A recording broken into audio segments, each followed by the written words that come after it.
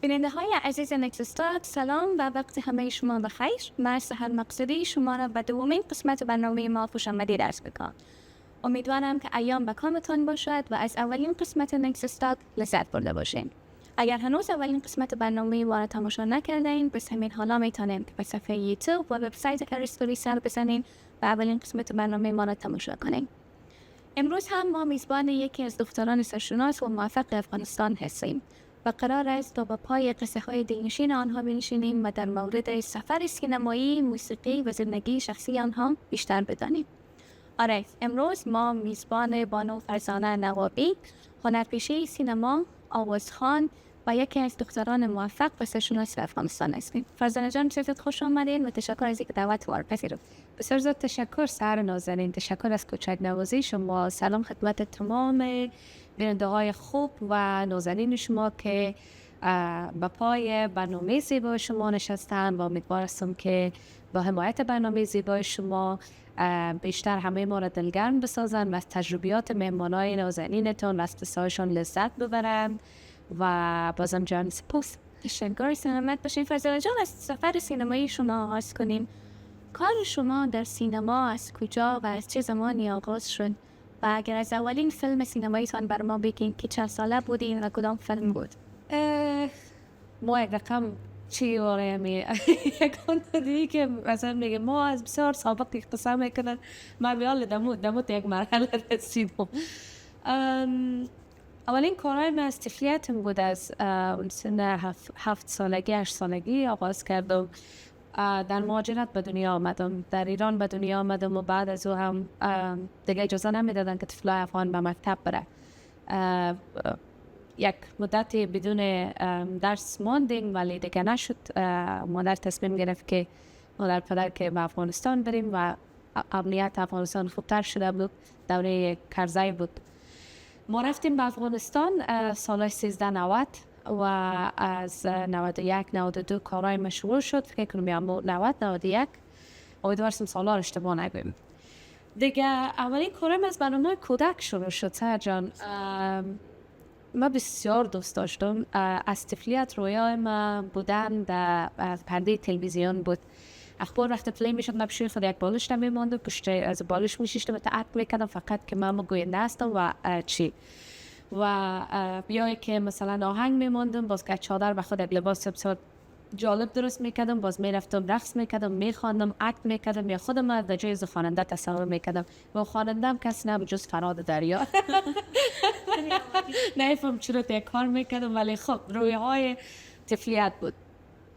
تا که آمدم افغانستان اینا و متجریان داشت و کم کم برنامه کودک شروع کردم. در یک برنامه بود، برنامه باغچه سمسم. ترانه هایی را میخواندم، مثلا برای 13 برای مثلا برای اعداد، برای حروفات چیزا ترانه‌ها بود میخواندیم تا که یکی دو برنامه فامیلی امرای فامیل دعوت شدیم و با رئیس یک فامیل افغان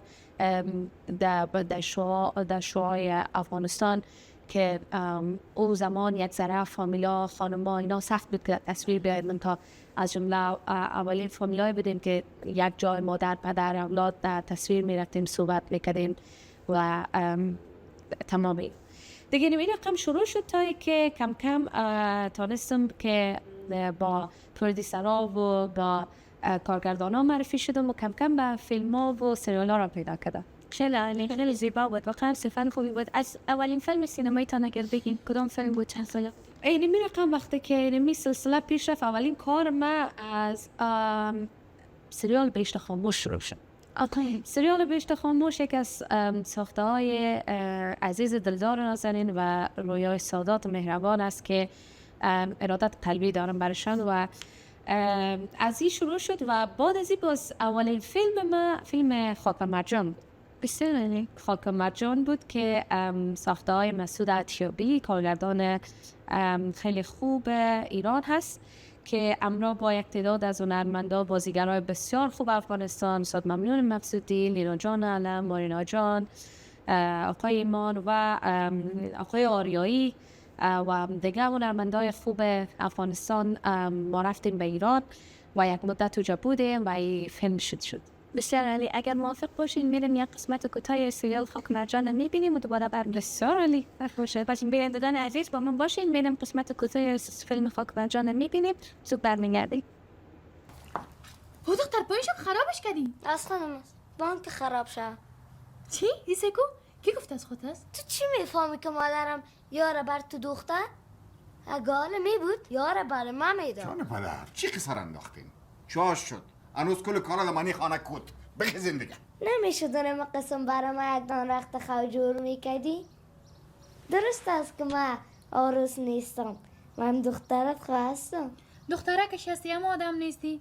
کم کرم شما. ای چی مانا؟ ای گپ با او گپ چی؟ شیطان میگه که بگیرم ده این بغبان تاوت بتم پرت بده جنگلیا. بسیار زیبا. کن اصلا خیلی زیبا بود. میشه کمی سریال خاک مرجان بر ما بگین؟ این فیلم ما رفتیم به مشهد به بیرجند و در فیلم که فکر کنم تقریبا یک ماه پدرها به اونجا ماندیم و فضای بسیار دوست داشتنی بود. من خود سنم خود بود و من بسیار شر و شوف بودم. پشت صحنه‌های فیلم من بسیار خوشحال هستم که منتشر نشده، یعنی تمام از شما میبینین که من هستم که تیم دارم مازار میتون یک سره. و استاد ممنون مقصودی که نقش پدر ما بازی کردن فقط من میگفتن بشو دختر، شوخی نکن دختر، آزار رت مردم و دختر. و پسان از دیگه دوستایم که میدیم استاد همیشه در مورد من قسم میکرد، میگفت دختر بسیار شوخ است و اون قدر زیاد شوخ نیستم. خب او دوره ما بسیار انرژی مثبت و بسیار زیاد تجربه بسیار دوست داشتنی بود سر جان. یکی که من بسیار از طفلیت پیش کامera رفتن دوست داشتم، لذت میبردم وقتی میدیدم که کلگی است، کامera است و تکنیک است و من مکیاژ میشم و میرم در صحنه بر ما دیالوگ دارم میشه، دیالوگ رو زود حفظ میکردم و تمام انرژی من خرج میدادم که صحنه بسیار زیبا بیاید. و در او سن در او حال هوا با یکان دفعه به خودم میگم که آفرین چقدر انرژی خوب داشتی. تجربه بسیار دوست داشتنی بود و یادش بخیر. خیلی زیبا واقعا. یکی از فیلم‌های خیلی خیلی زیبا اثرات تشکر. امیدوارم که بیننده خوبتان حتما این فیلم خاک مرجان در یوتیوب گوگل سرچ بکنن، میاین ببینن. یک داستان است در مورد افغانستان و زیبا ساخته شده و تماشا بود. خیلی عالی. حتما چون فرزانه جان بریم سمت یکی از اثرهای زیبای دیگه شما، سمت مینه سرگردان. و شما بعد از اجرای فیلم مینه سرگردان جایزه بهترین هنرپیشه در سریلانکا به دست آوردید و تعقیب و جوایز و تقدیرنامه‌های دیگه در از کشورهای دیگه مثل کانادا، هندوستان. میشه در مورد مینه سرگردان که به ما بگین و ای که به نظر شما آیا مینه سرگردان دریچه‌ای شد برای موفقیت سینمایی شما یا خیر؟ خوشحالم که در مورد مینه سرگردان صحبت میکنی سرجان. فیلم مینه سرگردان در شروع بگویم که یک داستانی از بطن افغانستان در مورد اطفال افغانستان، مخصوصا اطفال دستفروش، این فیلم ساخته شده. ساختای یوسف برکی و آقای آصف برکی است که دو فیلم هم یکی از دومی سومی فیلم هایی بود که من در دوران طفولیت بازی کردم. و مینه یک دختری است که مادرش فوت شده، پدرش معتاد است و پدر کلانش که آلزایمر داره که همیشه یاد فراموشی پیدا میکنه و خودش یادش میره، دختر یادش میره، خانهش هم چیزش یادش میره. این دختر همزمان هم از پدرش و هم از پدر کلانش مواظبت میکنه و به خاطر که بتونه خرچ اینا را پیدا بکنه میره دست فروشی میکنه، همزمان مکتب میره و یک داستان بسیار زیبا است و یک تجربه دوست داشتنی بود بر من. خوشحال هستم که با بازی کردن در این فیلم توانستم که جوایز متعددی بگیرم و بیشترین جاها معرفی شدم. سفر به آلمان داشتم، به جشنواره برلین و بسیار تشویق شد و مردم برشان جالب بود که ما بازیگر هستم، ما واقعا دستفروش نیستم، چون اقدر برای اونای طبیعی بود، اقدر برای اونا چی بود که یکی اینا فکر نمیکردن که افغانستان بازیگر سینما داشته باشد و دیگه که اینا فکر میکردن که من که از امو تفلکای دست فروش هستم. ولی یک خاطره جالب برتن از این فیلم بگم. من میرم برای جاده ها دست فروشی میکنم در این فیلم. روز اول من بسیار میشرمیدم. روز اول هیچ وقت کار نکرده بودم. برای ما چی دادن؟ برای ما یک 2-3 تا شال دادن یا کاغذ دستمالی یادم نیست. گفتن ایره برو و بفروش. ما قبل از تمرین کرده بودیم ولی 2 تمرین در بین بازار نبود. روز اول برای من قدر سخت بود و من میشرمیدم، صدا نمیتونستم کنم چی. اون روز خلاص شد. روز دوم عالمه را کس نمیتونه که بگه بیا دیگه. از دستی که من اکثرا در غرب هستم که بیاین دستمال 10 روپه 10 روپه شال 50 روپه مثلا من نفر مثلا چند نمیزدم و در بازار افتاده بودم بخی تا روزای آخر سبت دیگه. من بخی خودم وقف داده بودم با امو شرایط با امو تفلا و واقعا درک میکردم و تفلایی که در شرایط در افغانستان کار میکردن و حال کار میکنن. یک تجربه جالب موضوع فیلم بود. خیلی زیبا واقعا. خیلی ممنون. واقعا فیلم مینی سرگردانی که اثرات خیلی ناب شما بود. با اجرای مینی سرگردان شما تونستین که داستان اطفال افغانستان بتونین که به جهانیان نشان بدین. داستان تلخی در شرایط زندگی را که اطفال افغانستان متاسفانه با دست پنجه نمیکنه. جان سپاس فریزن جان. فریزن جان، به این کمی از چالش های دنیای سینما بر ما بگین. شما به عنوان یکی از هنرپیشه‌های زن افغانستان که بدون شک کار کردن در دنیای سینمای افغانستان با وجودی که مثلا با در نظر داشته که شما یک خانم هستین کار ساده‌ای نیست و شجاعت خاصی از خود می‌خواست. از چالش‌های خود بگین با چه چالش‌های بیشتر مواجه می‌شدین؟ چه چیزایی شما را اذیت می‌کرد و یا هم ای که با چه عکس‌العمل‌های از طرف مردم بیشتر مواجه می‌شدین؟ در افغانستان فکر میکنم کلا زن بودن یک تابو بود و هست. یک مدت همه که تلاش کرد تا بتونه این مسئله را حل بسازه تا حد شد ولی حالا متاسفانه مثل که نظام که داخل افغانستان است اصلا پشیمان است از اینکه زن در داخل افغانستان با وجود آمده و زندگی میکنه یا اصلا یک انسان دیگه به نام زن وجود داره. در وقتی که ما کار شروع کردیم گفتم که یکی از اولین یا دومین خانواده بودیم که ما مادر، پدر، دختر، پسر فامیلی می آمدیم و فیلم، سریال، برنامه‌های رسانه‌ای اینا ما می رفتیم کار میکردیم. اولین چیزی که شما با او روبرو میشین صحبت‌های دوروبرای شما است، طعنه‌های دوروبری‌های شما است و حرفای زشت و رکیکی که بسیار قلبتان آزرده میسازه، بسیار زیاد. ما ایره به خاطر از این میگم که بدانن که هر کسی با سختی ها را گپ ها را پشت سر میگذاره تا که بتونه به یک جایگاه برسه. ما تو سحر و هزاران زن دیگه و حتی مردها فکر میکنم من می رقم است مثلا میگفتن که فلانی زن اولادش کار میکنه پیسیش مرد فامیلش میخوره. مثلا مردش در خانهش زن اولادش کار میکنه. مثلا چقدر بی غیرت است که زن اولادش کار میکنه. چرا؟ در جامعه که نیاز از زن و مرد به هم دیگه بازو بته، شما چی رقم میخواین نشان بتین یک صحنه را که یک زن رفته پیش یک دکتر نسایی ولادی، شما بجز دکتر نسایی ولادی چی میکنین؟ میرین یک آقا را زن درست میکنین میارین میشانین، یا خانومی که بر فرض 2 سکانس باردار است میای پیش از این شخص، اون را کی رو میخواین درست بکنین؟ خب معلوم است که یک جامعه مثل زنجیر به هم دیگه، هر مسلک هر بخش به هم دیگه پیچیده شده و با هم دیگه استوار است.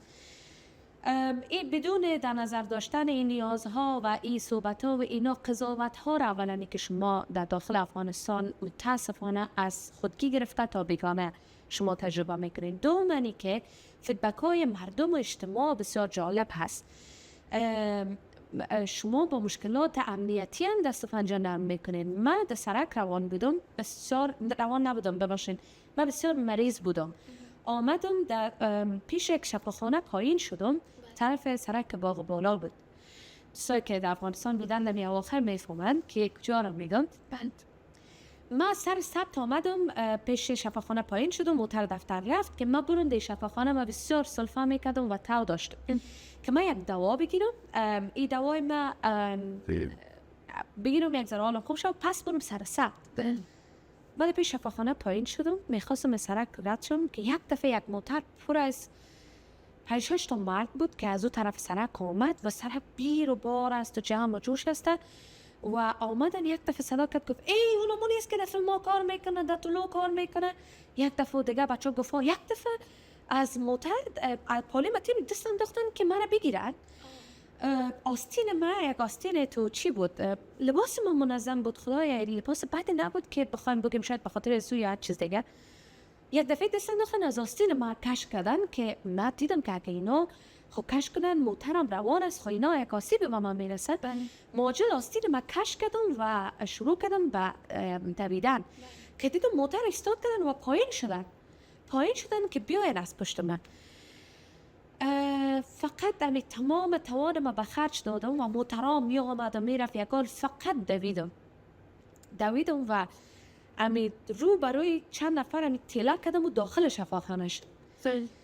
دیگه وقتی داخل شفاخانه شدم هر لحظه احساس میکردم که من اینال زوف میکنم و هر لحظه احساس میکردم که من دارم میمیرم.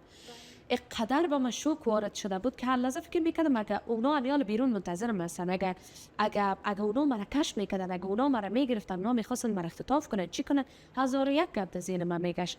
نرسا دکترها دویدن که خوب هستی، گفتم که خوب نیستم. گفتن چی شده؟ گفتم این یک اتفاق به من افتاد. بیخی مریضی خودم یادم رفت که من به خاطر چی در شفاخانه آمده بودم. بعض دیگه هیچ وقت تنهایی جرأت نکردم بیرون باشم بدون ماسک، بدون عینک، بدون از اینکه یک فرد همراهم باشه. هیچ وقت در شهر بازار نتونستم برم. این یک تروما شد، یک ترس در وجود من تا امروز روز مونده که من حتی اگر من در کانادا زندگی میکنم سرجان، من بعضی وقت در تجمع که میباشم ماسک داریم میمانم، احساس میکنم من باید خودم مخفی کنم، عینک میمونم و میگم یک احساس امی ترس و بی‌امنیتی در وجود شما نقش میگیره بسیار بسیار وسیع. و کار کردن در افغانستان برای یک زن شرایط سخت داره. گفتم که مردم، فیدبک ها، خانواده، امنیت و شرایط مالی سرجان. فکر میکنم وقتی که تو میری در فیلم کار میکنی یگان $20,000 بر تو پیسه میتن، این رقم نیسته. تو اگر شوق داشته باشی بیشتر کارها را ما بدون در نظر داشته مسائل مالی بهش کار کردیم. شما فکر میکنین اگر فیلم مینی سرگردان بگین، اگر فیلم خاک و مرجان بگین، اگر هر چیز بگین ما با کدام پول بسیار وعده کار کردیم، هیچ وقت رقم نبوده. با بودجه بسیار اندک دو کار کردیم، اما منتظر فیدبک های بسیار خوب و بالا از اون بودیم که خوشبختانه وقتی شما مادیات در کار در نظر نگیرید، اما طبیعت و خداوند کار میکنه که شما دو کار بسیار دستاورد بزرگ داشته باشید و همین رقم شد. به هر حال تمام اینا دست به دست هم میتن که از یک آدم قوی بسازن با تجربه و یک آدم مملو از جسارت و مملو از فکر میکنم جسارت نمیفهم سود میخوره دیانه، ولی مملو از قدرت و پاور در وجودت. اینطور یک انسان است تو میسازه که هیچ وقت شکست قبول نکنی در هیچ شرایط. یک ذره طولانی گفتم ولی امیدوارم چیزایی که در دلم بوده گفتم باشه. خواهش میکنم، واقعا خیلی خوب بود. یکی از اهداف برنامه ما در نکس استارت هم امی است که ما بتانیم داستان‌های موفقیت و داستان‌های دختران مثل شما را که از بطن افغانستان درستن با تمام شرایط دشواری که داشتن مقابله کنند، پیش برن و این روز به اینجا برسن و چه چالش‌هایی را اونا روبرو میشن و ما بتانیم که یک با انگلیسی باش میگن یک موتیویشن، یک دلیل بسازیم برشان، اونا رو وادار به این کنیم که با تمام چالش‌هایی که با روبرو هستن بازم مقابله کنن و بتونن و خودت به جایی که دوست دارن و آرزو دارن برسانن. خیلی عالی بود، بسیار زیاد ممنون. دوستای عزیز میریم سمت یک وقفه کوتاه و دوباره برمیگردیم.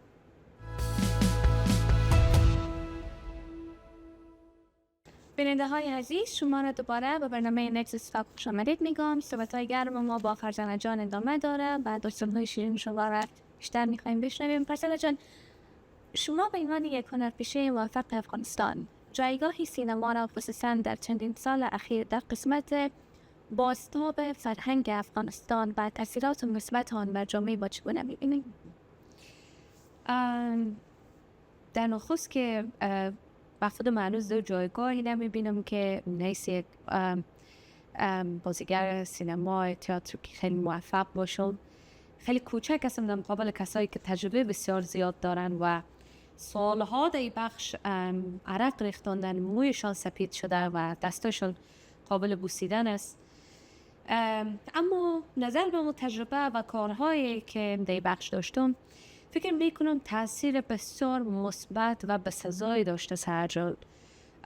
در این اواخر شما فیلم های مختلفی میبینین از کارگردان های افغانستان، از داستان های افغانستان بسیار داستان داره، داستان نویس کم داره. میدانی؟ بله. افغانستان مملو از داستان، مملو از سوژه، بازیگر و همه بخشا هست، اما افراد کمی هست که میآیند ایران میسازن و به جهانیان به نمایش در میارن.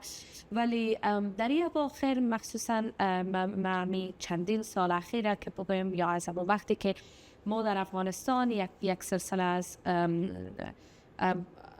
افراد جوان و نوین در افغانستان آمدن و این کار شروع کردن و بیشتر پیش بردن و با جهانیان با ارتباط مستقیم بودن و کمک می گرفتن به اینکه بیان در افغانستان فیلم بسازن، سریال بسازن، بسیار نقش خوبی داشته در فرهنگ، در بازسازی ذهن عام و منع شدن فرهنگ های اشتباه، افکار غلط.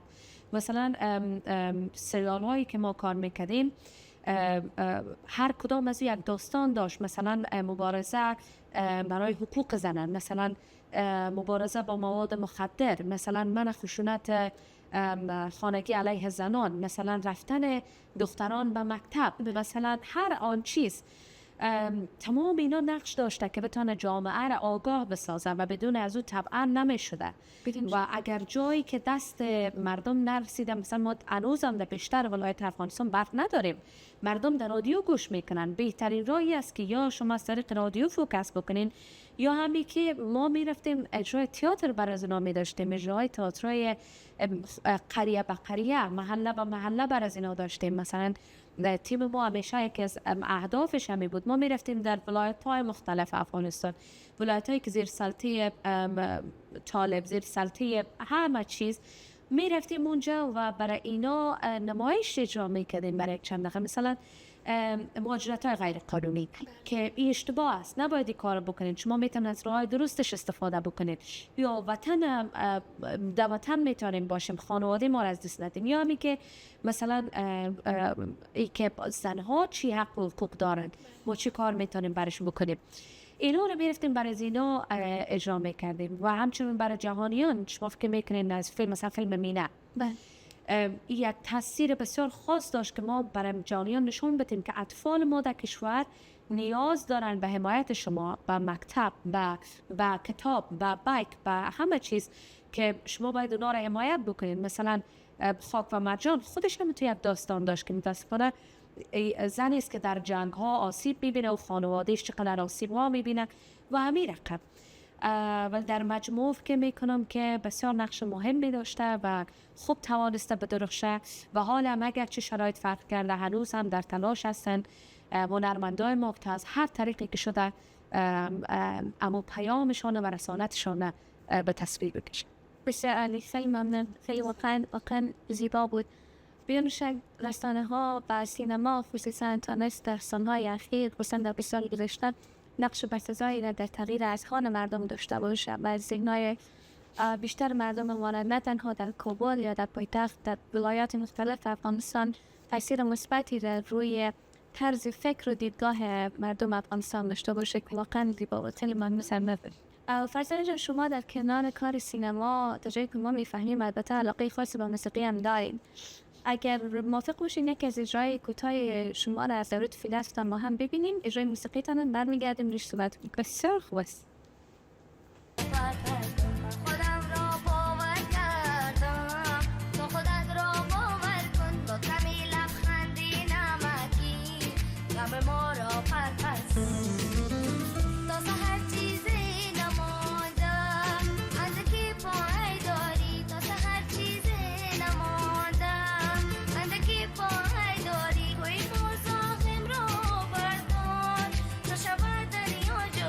کوئی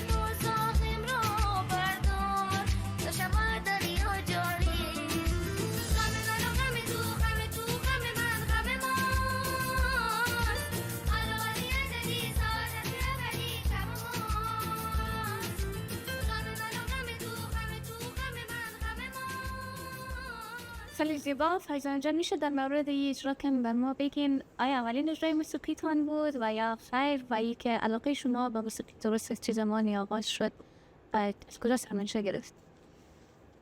اولین آهنگم بود آهنگ ما و امو که آهنگای آقای دریا رو میخواندم و از امو وقت من خیلی دوست داشتم و ویدیوی طفلیت من هست سرجان که 2 ساله هستم چقدر و پدرم یک دوربین خریده بود. باز آهنگای طفلکا ماندگی است ما کدش رپسین کردم میرم لای لا لای گل پونه صبح شده بیا تو کدازو میخواندم و ویدیوش هنوز است میبینم میگم که بعد نمیشه که شما به زور یک حس یک مسلک در وجود یک نفر داخل بسازین که تو باید این دکتر شوی، تو باید بازیگر شوی. او طفل و یا او انسان از طفلیت در مغز خودش میپرورانه. وقتی ما بزرگ شدم چی کارم میشد، ما بزرگ شدم در کدام راه پای من میمانم. فکر میکنم من از امو وقت انتخاب کرده بودم که کدام راه پای من میمانم و خوشحال هستم به که خانوادیم مرا حمایت کردن و در این راه با ما پا به پا بودن، شانه به شانه بازی دادن و تا امروز روز ایستاده هستن. دستایشان میبوسم. من همیشه مدیونشان هستم که در این رقم یک جامعه اینا هر روز به من قوت قلب بودن و هیچ وقتی مانع راه من نبودن، بلکه با من یک جا در این راه قدم گذاشتن. حتی اگر بد بود با من یک جا پا گذاشتن، حتی اگر خوب بود. در مجموع سر فیلم خاک مرجان بودیم. یک روز در راه می رفتیم، سبت خلاص شده بودیم. ما بودم، لینا بود، مارینا جان بود، قسم میکردیم. ما آهنگ لینا جان یک آهنگ خواند، باز ما خواندم امرش. باز گفت چقدر شیرین میخوانی؟ گفت تو دوست داری بخوانی؟ گفتم من قدر دوست دارم که هیچ حد نداره. گفت که بصیر جان یک برنامه داره، من خود امروش معرفی میکنم که امروز کمک بکنه که یک آهنگ بسازی. قدر خوشحال شدم. گفتم اوکی. آمدیم، خلاصه آمدیم بعد سب بود افغانستان. من رای پای بصیر امیدی آشنا شدم که بسیار مرا کمک کردن. آهنگ ما را ساختیم و بسیار به انرژی میداد. میگفت که فرزانه تو در این سن یک الگو میتونی باشی برای امسنایت. و ای آهنگ رفتیم ساختیم. ساختهای فرید رستگار نازنین هست. یاد میاد جریان ثبت زی آهنگ و جی جان دستشان فکر کنم میده شده بود، رفت برای ما چی آورد، کاکاو آورد، همه چیز آورد که فیره بخو که خوب اجرا بکنی. باز من بیخی دیگه تو اینقدر زیاد من نمیشناختم که اینا خانواجی هستن، اینا آقای رستگار هستن، ولی شانس خوب زندگی ما بود که از شروع زندگی ما با آدمای درست سر خورده بودم و در راه درست داشتم پای میماندم. و اونا ساختن یا آهنگ شیرش از آقای کاوه جبران است و بسیاری را اجرا کردیم. در مقابل بوت بامیان این اجرا کردیم. دمی اجرا شما شاید متوجه شم که غیر متوجه چادرم است.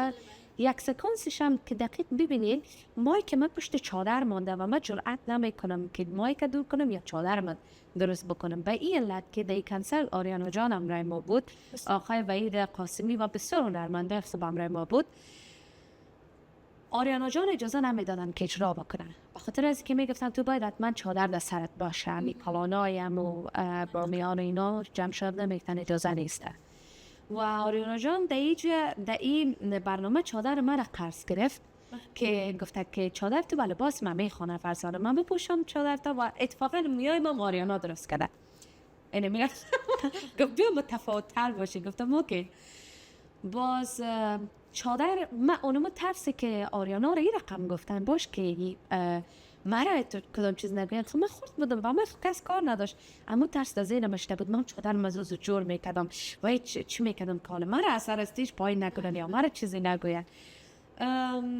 این تجربه کار از این آهنگ دارم و اولین آهنگم بود. بسیار زیبا، خیلی عالی.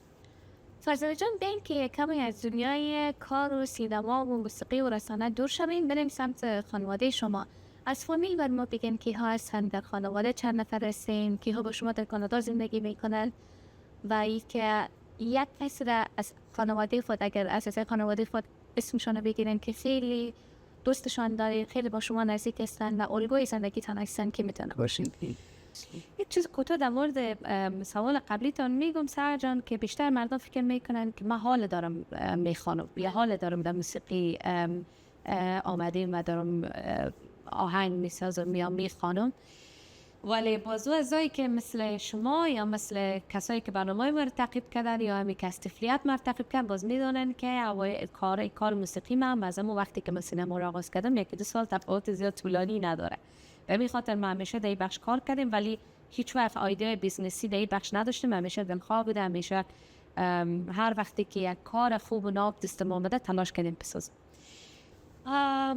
ما 3 خواهر و 1 برادر هستیم همراه با مادر پدر ما. خواهر بزرگم ازدواج کرده در ایران زندگی میکنه، 3 دانه طفلک داره نامفتاش و باز برادرم هسته، باز ما هستم، باز خواهرک خودم است. ما و خواهرکم و مادر پدر در اینجا در کانادا زندگی میکنیم یک جای و خواهرک خودم چند وقت پیش بخیر از مکتب فارغ شد. برای بسیار خوشایند بود بخاطر از که شما دقیقا مثلا حسها و اتفاقای زندگیتان که خودتان نتانستین به او دست پیدا کنین وقتی میبینین خواهرتان، برادرتان، اولادتان بر از او دست پیدا میکنه براتون بسیار خوشایند میبشه فکر میکنم. و چون خب من بخاطر که بسیار مصروف کار شدم و اینا مکتب مسامه پیش میبردم، یعنی که آخر سال به امتحان دادن میرفتم و مثلا چند سال آخر مکتب ما و آخرش هم نتونستم دیپلم ما بگیرم چون مکتب ما بسته شد شهادت نامه و اینا رو و ما مهاجرت کردیم دیگه. به نظر شما از خانواده کی را مزیت هستین؟ من یکی از مصاحبه‌تان رو دیده بودم، از پدرتان یاد کرده بودین. امیدوارم درست گفته باشم، پیش بینیت درست بوده باشه. بیشتر مصاحبه مامرای پدرم هست و بله دقیقا پدرم است یک الگو است برای من در صداقت، در کار، در زندگی، در همه چیز، در همه چیز. نفهم دیگه چی رقم دانه بگم، فکر میکنم من گفتم در همه چیز برای من یک الگو است، یک شخصیت است که من میتونم همیشه امروش از صحبت امروش لذت میبرم و از تجربیاتش همیشه استفاده میکنم. سخت نمیگیره ولی آسان هم هیچ وقت برای من نگرفته، هیچ وقت مانع من نبوده ولی همیشه با ما بازی داده، همیشه با ما بوده و من همیشه وقت عمرم تلاش کردیم که هیچ وقتی کاری نکنم که پدر ما بگه که چرا ایت شد. همیشه تلاش کردیم که فرزانه که دوست داشته باشیم، امیدوارستم که حداقل داشته باشیم اما 1% از فرزانه که دوست داره را ما بوده باشم برش. ولی پدرم در مجموع بسیار دوست دارم. همیشه سفر کردیم از طفولیت یک جای امرای پدرم. شما بیشتری سفرهایی که ما در طول زندگیم داشتیم امرای پدرم بوده. شما اگر پشت صحنه‌اش ببینید لذت بردیم از هم سفر بودن با هم دیگه، چکر زدن، قصه کردن و حتی جایی که پدرم نداشت برای هیچ خوشایند نیست، برای من هیچ لذت بخش نیست. فکر میکنم باید باشه باید قصه کنید، باید ببینید. واسه که یک جای زیبا رو وقتی میبینید کسی که دوست دارین، کسی برش فکر میکنین میگه کاش وام بودی از این طبیعت لذت میبردی، از این جن لذت میبرد. من در رابطه با پدرم میبرم نیست. قندی واسه نالی بسیار زمین شکلات. بینندگان عزیز دوباره خوش آمدید به دومین قسمت نکسس تاک و مهمان امروز ما هم بانو فرزانه نوابی هستند که با خود داریمشان و قصه های دلنشینشان با ما ادامه خواهد داشت. قبل از اینکه دوباره بریم سمت فرزانه جان و سمت زندگیشان، اگر شما هنوز وبسایت هرستوری را تماشا نکردین پس پیشنهاد میکنم سری بزنین به وبسایت ما و داستانهای موفقیت دختران شجاع افغانستان میتونین که اونجا مرور کنین و بیشتر در موردشان بدانین. فرزانه جان بسیار خوش آمدین و بسیار من داشتین. تشکر. بیایید بریم سمت مهاجرتتان. شما از مهاجرت خود با ما که قصه کنین. وقتی چه زمانی بود، در کدام تاریخ، کدام وقت بود که از افغانستان مهاجر شدین، کجا رفتین و از احساساتتان در امو دقایق اول یا بهتر از بگوییم روزای اول مهاجرت ساز کمی ما بگیم. ما در مهاجرت به دنیا آمدم، در ایران به دنیا آمدم و فکر میکنیم که دیگه میتونیم در وطن زندگی بکنیم. رفتیم به وطن، به افغانستان زیبا بودیم، جوان شدم، در کشورم کار کردم، در کشورم درس خوندم در کشورم، ولی 2021 15 آگوست همه رویاها با خاک یکسان شد. درست است میگفتن که اتفاقی که 20 سال قبل افتاده بود افغانستان دوباره نمیفته و شما اشتباه فکر میکنین، اما یک حس بر من میگفت که این شروع فیلم است و قرار است که بسیار اتفاقها بیفته و دو حرف است اگر در افغانستان ما زندگی کنم، یا سکوت یا هم سازش که هیچ وقتی نمیتونستم این اتفاق در زندگی تحمل بکنم. متاسفانه که هیچ کس از هموطنان نتونست که کلگی فامیل خود گرفته از افغانستان برای. یکی را دیدیم که تنها مادر برآمده، که دیدیم تنها دختر برآمده، که دیدیم تنها پسر از وطن برآمد. هر کسی یک گوشه رفت. خانواده ما هم متاسفانه فقط ما پدرم توانستیم از افغانستان خارج شویم و بریم به فرانسه. نمیتونم براتون از اون لحظات اینا حتی یادآوریشان بر ما سرجان که حال مرا بد میسازه و فکر مرا پریشان میسازه و لحظات و اون روزا وقتی یادم میاد. اما یادم میاد که شبی که من میدان هوایی بودم افتر تجمع زیاد مردم و قرار بود تا چند ساعت دیگه پلیس ها بیاین و ما رو داخل ببرد. به اندازی من گریه کردم که تا امروز روز گریه های من خشک شده فکر میکنم گریه کرده ولی به اون اندازه گریه دیگه در عمرم نکرده بودم. فقط یادم میاد چون مردم زیاد بود و میشناختن، چادرم در این کش کردم تا به اینجا آوردم چادرم و فقط گریه کردم و دیگه هیچ چیز دیگه. روز شد و روزش فقط ما پدرم تانستیم وقتی که جای نبود دیگه لیست پره شده بود، فقط ما پدرم تانستیم از فامیل برایم و رفتیم فرانسه. از حال روحی پدرم براتان بگویم که بدتر از ما بود، بهتر از منه، چون که حتی نتوانستیم ما خانواده ما رو در آغوش بگیریم و خداحافظی کنیم. فقط ما بالا شدیم و دیدیم که اونا اجازه نمیدن و فقط در دست تکان دادیم و ما رو پلیسا داخل تله کردن. آمدیم به فرانسه. متاسفانه شروع شد دوره دپرشنی که هر انسان میگیره. فکر میکردم به یک باره ما از آسمان به زمین خوردم. فکر میکردم به یک باره من تمام دستاوردهای زندگی ما از دست دادم. هیچ چیز دیگه در زندگی برام ارزش نداره. اینجا هیچ کسی مرا نمیشناسه. هیچ کسی نمیگه اما نیست که در فیلم کار میکرد. هیچ کسی نمیگه که فرزانه جان ما کارای شما دیدیم. هیچ کسی نمیگه که من مجبور نیستم خودم مخفی کنم. من هم حس صوت بند صفت بود چون ما عادت کرده بودم با اون فضا، چون برای ما اون فضا در ذهن من نشسته بود و ما برام بسیار سخت بود. دپرشن من شروع شد سرجانا. متاسفانه که بیاموت جریان پیدا کرد پرخوری های عصبی. کسایی که این چالش داشتن در زندگیشان میفهمم که چی میگن، میفهمن که من چی میگم. در این غذا خوردن وقتی تو فکر بکنی نمیفهمی که تو چقدر میخوری و موزیگنال مغز با معده از بین میره و تو باعث میشه بیشتر بخوری و تو روز بر روز وزن بگیری. متاسفانه 110 کیلو شد وزنه. قرصای دپرشن شروع کردم بخاطر که بسیار برام سخت بود که خانواده دو جواب برایش هیچ کاری کردن نمیتونم.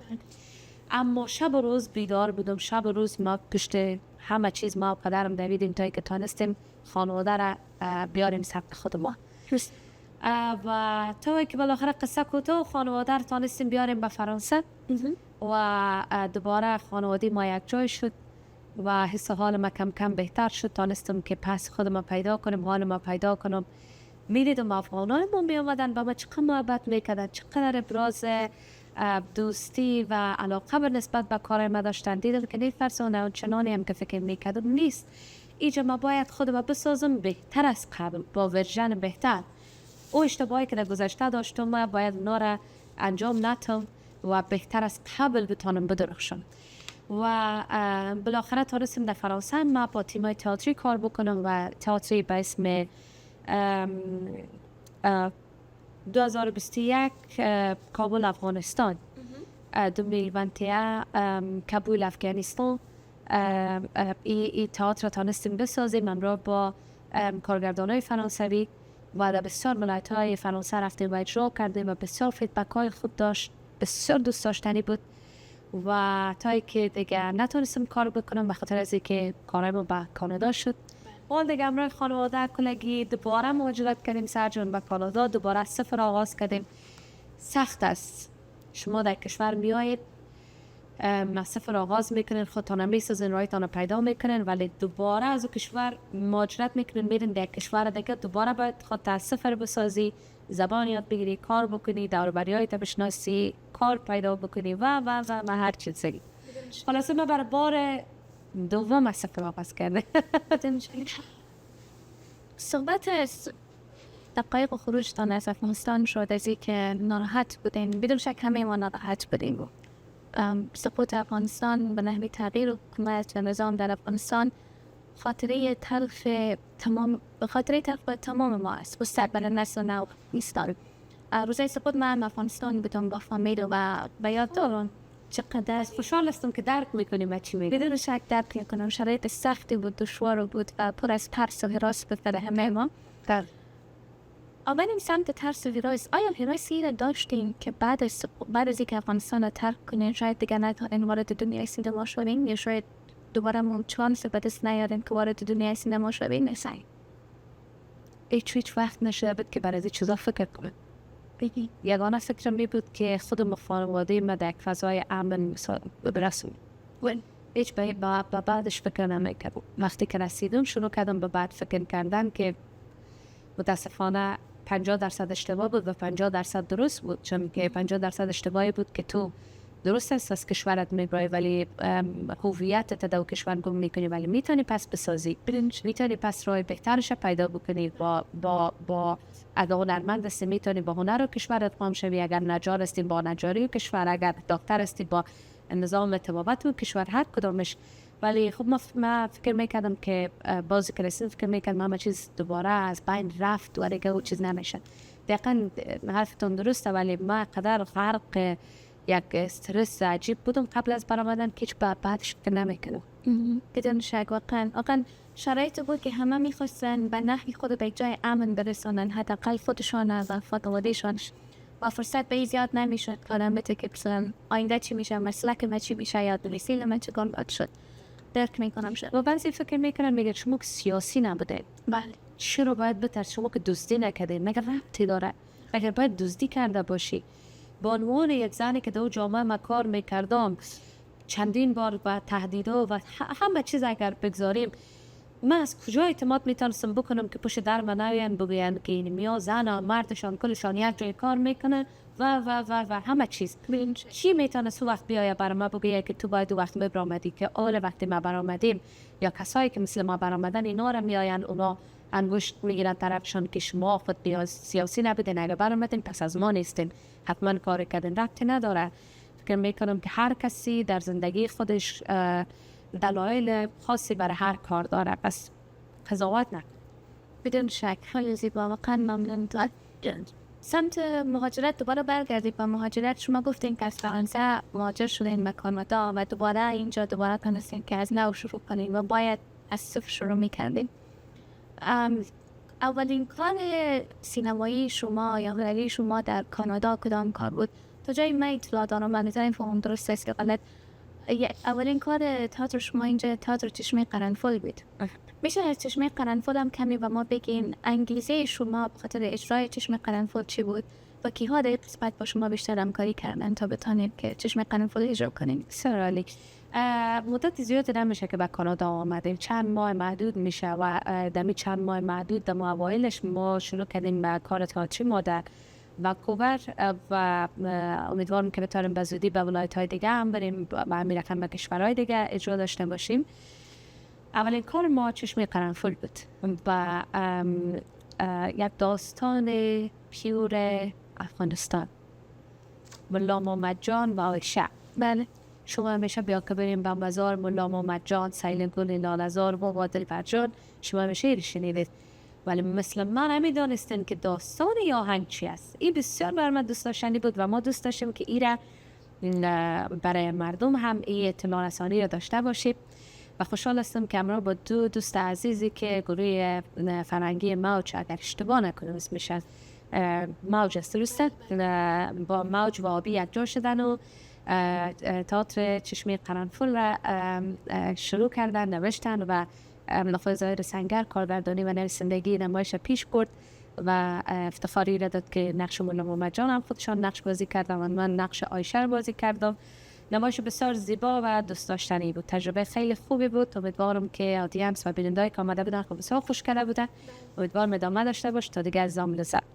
من خودم در جمع آدینس بودم در اون برنامه و واقعا یک از اجرای فوق‌العاده زیبای شما بود. من خیلی دوست داشتم. اولین بار بود تئاتر از نزدیک می‌دیدم که لایو اجرا میشه زنده و یک تجربه خیلی زیبا بود. خصوصا آهنگ مولا محمد جان خود شما که اونجا خودم خواندم بوده و خوشحال هستم از اینکه حضور داشتین و مثل خودتان دیگه هم وطنهای ما لذت بردن و البته نمایش کوشش کرده بودیم که کوتاه داشته باشیم چون جای نداشتیم که ما بالاتر از 1 ساعت و 2 ساعت بخوایم برای استیج باشیم چون اجندا نوروزی بود ولی انشاءالله با تئاترهای خوب و بهتر دیگه هم شما و همه عزیزان بیاین تا لذت ببرید انشالله. اگر موافق هستیم کوتاه یک قسمت از چشمه قرنفل میبینیم یک بعد دوباره بعد. بسیار عالی.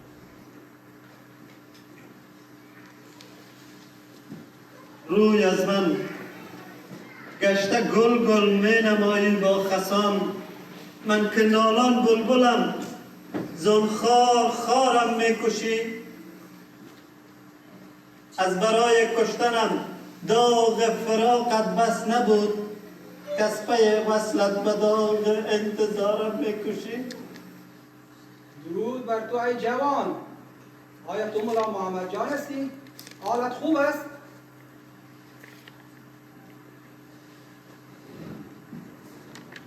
درود بر وزیر دانشمند امیر علی شیر نوایی. بله جناب، همان محمد جانی هستم که امید در وجودش مرده است. جناب، وقتی یک لحظه انتظار 100 سال طول کشیده باشد و قرنها شده باشد که در فراق سوخته باشی، بهار جوانی پاییز می شود. جناب، مرغ‌های هوا به حالت اشک می ریزند. جناب، وقتی یک پدر می تواند دخترش را در اوج پرواز حبس کند، وقتی یک پدر می تواند پسرش را به جرم ازدواج مجازات کند، چه چیزی می تواند خوب باشد؟ جناب، چه چیزی می تواند خوب باشد؟ اگر خوب بودنی نه جناب، من خوبم. تو خوب و خلق تو خوب و تکلمت خوب نبوده چون تو به خوبی کس به عالم خوب. به حسن بیز پری آدمیگری برتر نگشته ز نزد پیدا مثل تو آدم خوب. انیس و همدم اگر هست خوبتر است که در جهان افتد به کس انیس و همدم خوب. من از ماجرای خودت و عایشه با خبر شدم. من که مسبب خیر و فلاح همگانم، وای بر من که بیخبر ماندم. وای بر من که بهار جوانی دو جوان خزان شده است. آیا مولا محمد جان اجازه می‌دهد که من برای این وصلت قدم پیش بگذارم؟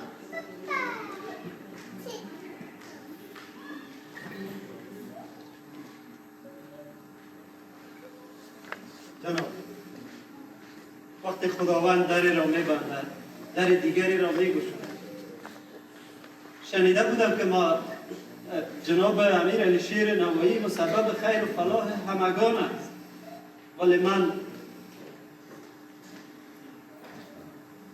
ولی من جناب از یک خانواده فقیر هستم. میگویم شما از قشر نادار جامعه هستید. میگویم لیاقت دخترمان را نداره. جناب،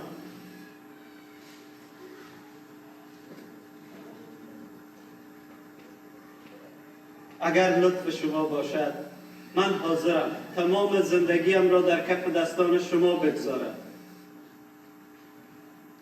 شما خود دانید که آن را به دریای وصل بیاندازید و یا آن را به باد بسپارید. من حاضرم جناب. دل زیر سر زلف کش و پرسه مکن که بدانسان شده ای مجنون پریشان که مپرس. عشق به نهفته به صد گونه بلا افتادی، ز این سبب گشته ای آن نو پشیمان که مپرس. برخیز فرزندم، بدرود.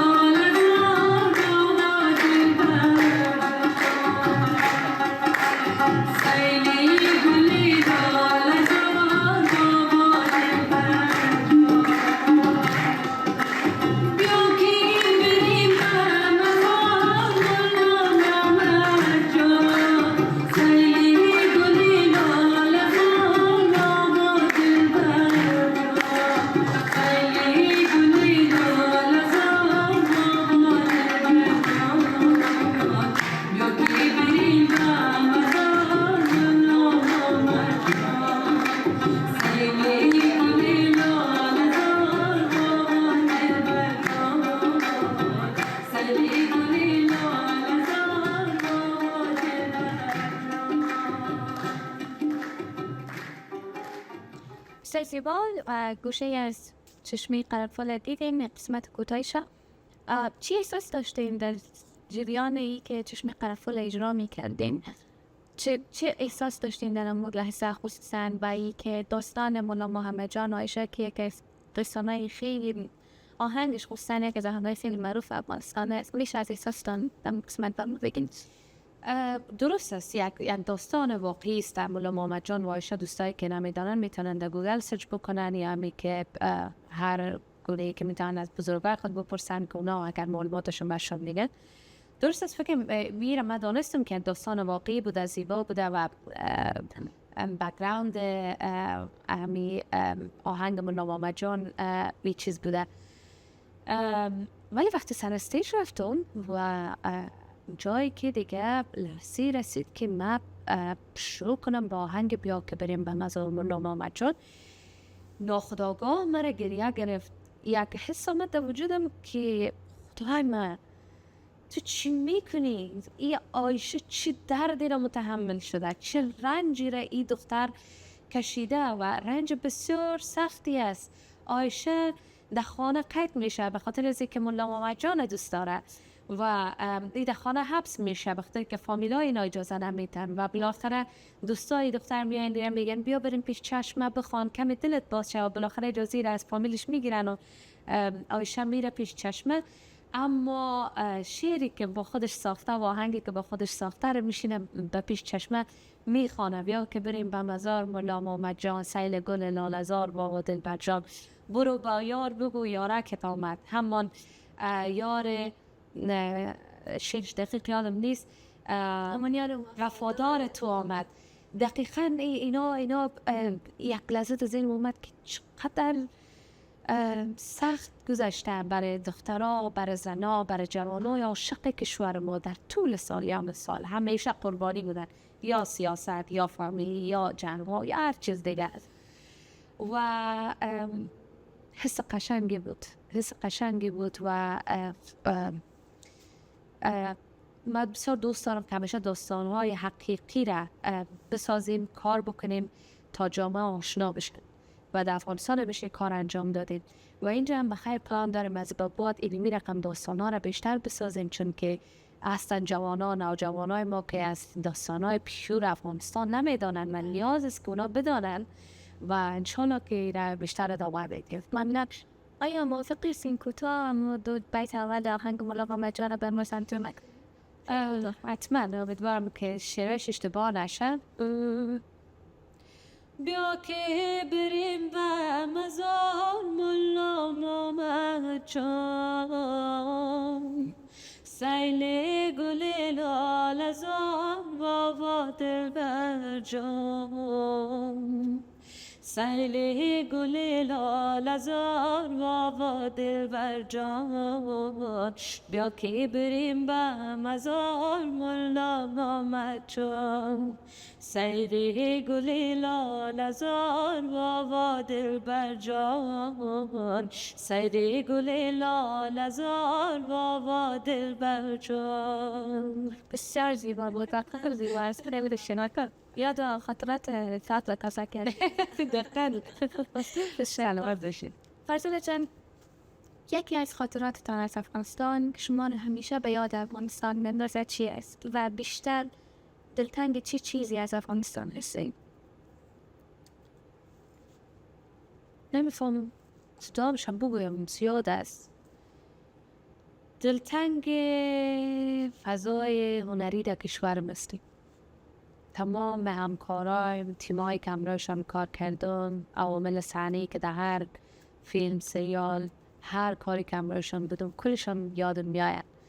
لحظه به لحظهش یادم میآید. خیلی دلتنگ و صحنه ها و اون لحظات هستم، لحظات شیرینی که آرزو میکنم دوباره در زندگیم اتفاق بیفته. در وطن با هموطن برای وطن کار کردن این شیرین تر است. همیشه وقتی کارهای من میبینم افغانستان یاد، همیشه وقتی فیلم ها سریال ها میشه افغانستان یاد میاد، همیشه وقتی جاده انسانیت ها میدیار میبینم افغانستان یادم میاد. من نمیتونم که گزارش ها که از داخل افغانستان میباشن من نمیتونم دیده. به خاطر چی؟ اگر او را بانن فقط در لحظه اول من میتونم خودم بازی بتونم که هیچ اتفاق نیفته، ولی بعد از اون ناخودآگاه بغض و عشق است که روز ما در همون تصویر، روز ما در همون وطن را میرفتم، روز ما در همون تصویر به وطنم که مثل من مهاجر شده کار میکردم و برش تلاش میکردم، ولی امروز خودم مهاجر هستم و دستوالم بسته است و دارم وطنم از پشت تلویزیون میبینم و آه هست، درد است، دیگه هیچ چیزی نیست. خداوند همه را با آرزوی دیدار وطن برسانه. بعضی از سرجون برشان میگم مثلا دلت برای وطن تنگ نشده، بگه نه در وطن چی مانده که دلم برش تنگ شود، یا نه چرا دلم تنگ شود، اینجا کل چیزم فامیلم همه چیزم، چرا ما باید وطن؟ من نمیفهم ولی چرا ما حس ندارم، نمیفهم چرا ما اونمکتو مثل زمو انسان ها و من نمیتونم. البته تعداد اندک هستن که در پار بینن، ولی ما آرزو دارم کاش مثل از اونا و من بتونم فکر کنم، ولی نمیشه. واقعا با یک تصویر کوچک، با یک نوای کوچک از وطن، از افغانستان، از وطن ما از خود بخود میشه.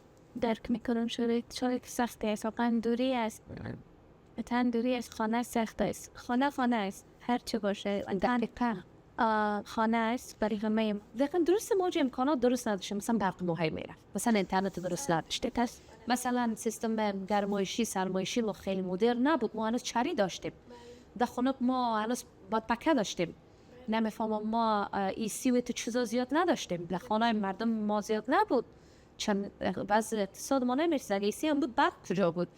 گرمی ها برق میرفت، ما از گرمی جل ما ویزد سخت بود، ولی وطن بود، وطن بود، ارزش داشت، مقایسه نمیشه کرد. ولی بازم میگم نه وطن وطن بدون شک. خیلی ممنون فرزانه جان از اینکه آمدین و در آخر من میخوایم پیام شما را به دخترانی که مهاجر هستند ولی علاقه دارن، دوست دارن که وارد دنیای سینما شوند، میخوایم بفهم پیام شما با اونا چه است؟ شانس برشان بسیار است، شانس به تک تک شما عزیزایی که میخواین در هر بخشی که کار کنید و حتی هنر در خارج از افغانستان، در هر کشوری که باشین، شانس برای شما بسیار است. چرا؟ اینجا دید مردم نسبت به هنر بسیار مثبت است. بله. اینجا مردم هنر دوست دارن، اینجا مردم پیشرفت دوست دارن، اینجا مردم کار کردن زن و مرد، مخصوصا زن دختر خیلی دوست دارن و شما میتونین که از راههای بسیار خوب بدون از اینکه جامعه شما را قضاوت کنه، بدون از اینکه جامعه شما را توهین کنه، بدون از اینکه مشکل امنیتی داشته باشید، مشکل اقتصادی داشته باشید، شما میتونین که در بخش بیاین پای بگذارین و پیشرفت بکنین. امیدوارم که هر کسی که بخش هنر سینما، موسیقی و در مجموع هنرها را دوست دارد از صورت اکادمیکلیش در بخش داخل شوم و به صورت مسلکی کار آغاز بکنند. به صورت مسلکی شما را راهتان باز میکنه که شما بتونید به سینما و به هنر جهانیان راه پیدا بکنید. اگر شما بتونید برین ورکشاپ های از کالجش، مکتبش، پانتونش تعقیب بکنید، دست بالایی دارید که میتونید روزی با همون مدرک در وطن بهتر و بهتر از قبل بدرخشید و امیدوارم هر جایی که هستید فکر نکنید زندگی به پایان رسیده. از هر جایی که شما آغاز بکنید، پدرم همیشه شما میگه ولی فکر کنم که میال یاد میرفتم بگه که دم نقص هر وقت که بگیری منفعت هست. درست است نه؟ هر وقتی که شما آغاز بکنید دیر نیست، شما میتونید و به خودتان باور داشته باشین. وقتی در افغانستان تانستین بدرخشید، خارج از افغانستان واقعا میتونید 10 برابر بهتر بدرخشید. بدون شک فرزانه جان، جهان سپاس از اینکه دعوت ما رو پذیرفتین، از اینکه آمدین و تجربات خودم رو ما و بینندگان ما شریک ساختین. یک جهان سپاس و ما به نمایندگی از هر استوری و شما شادی، سلامتی و موفقیت‌های بیشمار را رسوندید. بسیار تشکر سهر جان، از سوالای بسیار قشنگی، از برنامه بسیار خوبتان بسیار لذت بردم. برنامه دوست داشتنی بود. تک تک ازایی که برنامه را میبینین به خاطر برنامه بسیار زحمت کشیده میشه، وقت گذاشته میشه. شما با سپورت کردن این برنامه، با کامنت های قشنگتان، با دیدهای زیبایتان، با شیر کردن این برنامه میتونه انرژی بسیار خوب برای سهر جان و عوامل تصویرهایش باشید و امیدوارم هر روز بهتر از قبل بدرخشید و عالی‌تر از قبل باشه. ایام و کامنت برندان سلامت باشین. بینندگان عزیز، جهان سپاس شما همچنان که بیننده برنامه ما تا این بودین. منتظر نظریات، انتقادات و پیشنهادات زیبای شما خواهیم بود. لطفاً به صفحه وبسایت ما، وبسایت هر استوری سر بزنین، صفحه اینستاگرام ما رو فالو کنین، یوتیوب ما رو فالو کنین تا که ویدیوهای بیشتر، برنامه‌های بیشتر نکسس تاک بتونیم که به شما تقدیم کنیم و شما هم بیننده‌شان باشین. جهان سپاس از حمایتتان. با دستان خالی و ساده اخیرتان ما را فقط به رسم رفاقت دعا کنید. اوقات خوب و خوش برتان بخیر.